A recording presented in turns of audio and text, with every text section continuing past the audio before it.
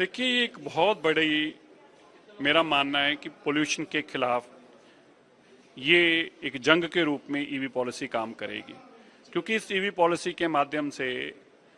हर तरह का व्हीकल जो पोल्यूटिंग व्हीकल है दिल्ली में, उसको ईज आउट करने के लिए एक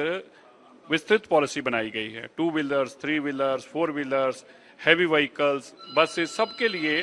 ताकि दिल्ली का पोल्यूशन कम तभी हो पाएगा अगर व्हीकुलर पोल्यूशन में ई व्हीकल्स के आएंगे और उसका ऑल्टरनेटिव बनेंगे आइस, जो इसको फ्यूल व्हीकल्स कहते हैं। तो मेरा मानना है कि जो मुख्यमंत्री जी ने एक लंबे चौड़े पैकेज भी दिया है, जिसके चलते 7,000 करोड़ के डायरेक्ट बेनिफिट्स हैं, 8,000 करोड़ के लगभग टैक्सेस के बेनिफिट्स हैं, तो 14-15 हज़ार करोड़ रुपया जो दिल्ली सरकार का इस पॉलिसी के माध्यम से लगेगा, वो पोल्यूशन के लिए एक बहुत कारगर साबित होगा। और बड़ी बात इसमें यह कि अब तक का सबसे बड़ा जो इनिशिएटिव्स दिए गए, इंसेंटिव्स दिए गए हैं, वो सबसे ज़्यादा हैं। जो यहाँ पर बेनिफिशरीज को सब्सिडी दी गई है, वो सबसे ज़्यादा देश में अगर कोई दी गई है तो दिल्ली सरकार है, ताकि ज़्यादा से ज़्यादा व्हीकल्स को बाहर करके ई व्हीकल्स लाए जाएं और दिल्ली के पोल्यूशन के ऊपर कंट्रोल किया जाए। देखिए, आप इसे 2.0 कह रही हैं, असल में तो दिल्ली की ईवी पॉलिसी अब बनी है, जहां दिल्ली की जनता के जीवन में असर आए, फर्क आए, ease of living, ease of doing business, इन सब की सुविधाएं मिले। देश की राजधानी, विकसित भारत की राजधानी कैसी हो, मॉडर्न इंफ्रास्ट्रक्चर हो, वहाँ की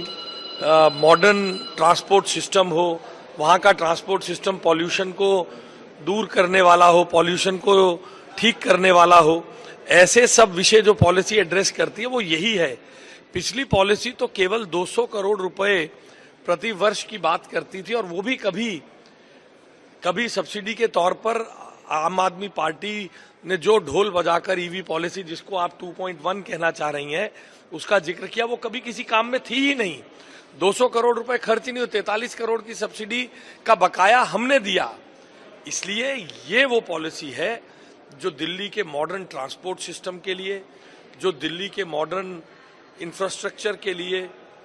जो दिल्ली के प्रदूषण रहित ट्रांसपोर्ट सिस्टम के लिए, दिल्ली को देश की विश्व के सबसे बड़े लोकतंत्र को की राजधानी कैसी हो, उसका ट्रांसपोर्ट सिस्टम ऐसा रोबोस्ट ईवी मैकेनिज्म देने का काम ये पॉलिसी करेगी, जिसके अंतर्गत 7,000 करोड़ रुपए इस पॉलिसी के अंतर्गत अगले आने वाले 3 वर्षों में खर्चे जाएंगे। नया सब्सिडी पर, स्क्रैपिंग पर,